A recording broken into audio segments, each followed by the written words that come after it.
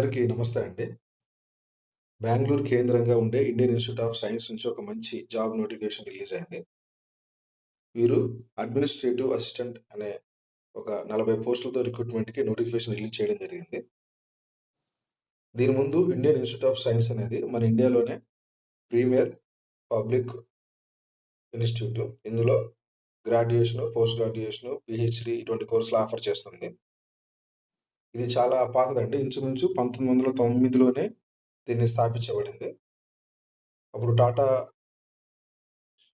Tata family వాళ్ళు దీన్ని స్థాపించారు. ఆ తర్వాత మనకి స్వాతంత్రం వచ్చిన తర్వాత సెంట్రల్ గవర్నమెంట్ వాళ్ళు దీన్ని ఒక ప్రీమియర్ పబ్లిక్ యూనివర్సిటీ కింద మార్చి మంచి కోర్సులు ఆఫర్ చేస్తున్నారు. ఇప్పుడు ఇందులో జాబ్ నోటిఫికేషన్ పట్టడం జరిగింది.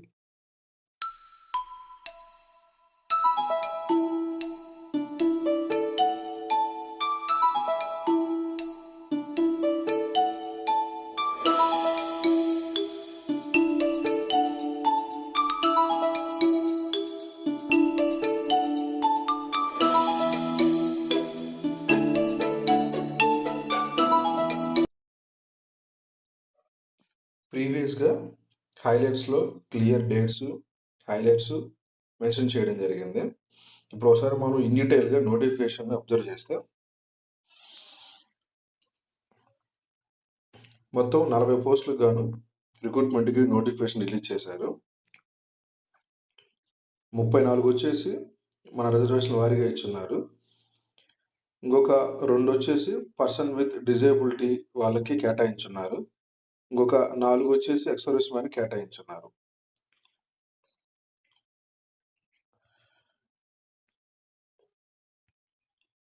ఇవన్నీ కూడా పర్మనెంట్ పోస్టులండి. ఇక్కడ పే లెవెల్ కూడా మెన్షన్ చేయడం జరిగింది. Pay level as per 7th CPC ప్రకారం లెవెల్ 5 29,200 నుంచి 92,300 వరకు మెన్షన్ చేస్తున్నారు. అంటే మనకి ఇది చాలా మంచి పే లెవెల్, మంచి సాలరీ కూడా మనకి వస్తుంది చేతికి. క్వాలిఫికేషన్ ఎనీ డిగ్రీ అని మెన్షన్ చేశారు. విత్ 50% మార్క్స్ అని ఇక్కడ చూపెట్టున్నారు. ఏజ్ లిమిట్ వచ్చేసి 26 ఇయర్స్. అలానే ఏజ్ రిలాక్సేషన్ కూడా ఉందండి. మీకు హైలైట్స్‌లో చూపించిన విధంగా ఏజ్ రిలాక్సేషన్ కూడా మీకు క్లియర్‌గా మెన్షన్ చేసి ఉన్నారు. వీళ్ళు సెలక్షన్ అనేది త్రూ ఒక test, job oriented aptitude test ద్వారా వీళ్ళు మెన్షన్ చేయడం జరుగుతుంది. దానికి కూడా పీడిఎఫ్ ఇచ్చినారు. ఆ పీడిఎఫ్ కూడా మీకు తర్వాత చూపిస్తాను మీకు.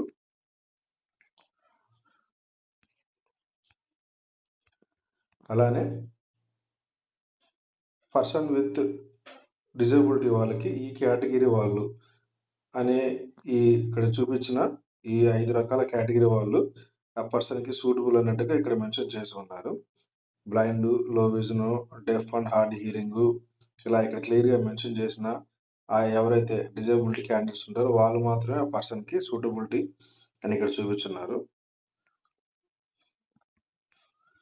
అలానే ఏజ్ రిలాక్సేషన్ కూడా as per government of India norms ప్రకారం.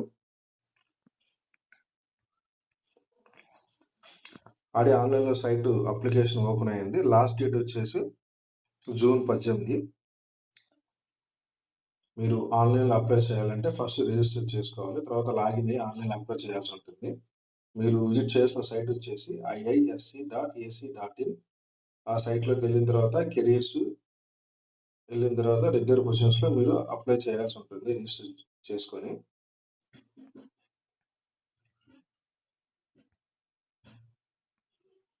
ఇక్కడ ఫీ కూడా మెన్షన్ చేసి ఉన్నారు.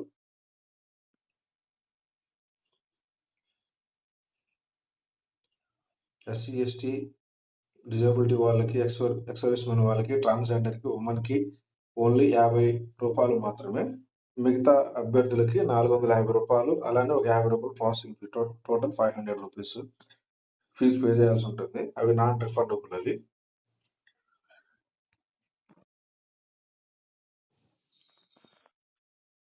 జూలై 5న పెట్టే ఆప్టిట్యూడ్ టెస్ట్‌కి ఇక్కడ సిలబస్ కూడా మెన్షన్ చేసి ఉన్నాడు.